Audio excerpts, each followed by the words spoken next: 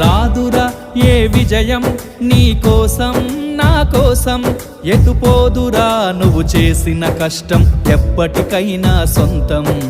కాలంతో పయనించేవాడికి కానిది ఏముంది, సాధనతోనే సాధ్యమవ్వునని సదాశయంతో సాగర ముందుకు. రాదురా ఏ విజయం నీ కోసం నా కోసం, ఎటుపోదురా నువ్వు చేసిన కష్టం ఎప్పటికైనా సొంతం.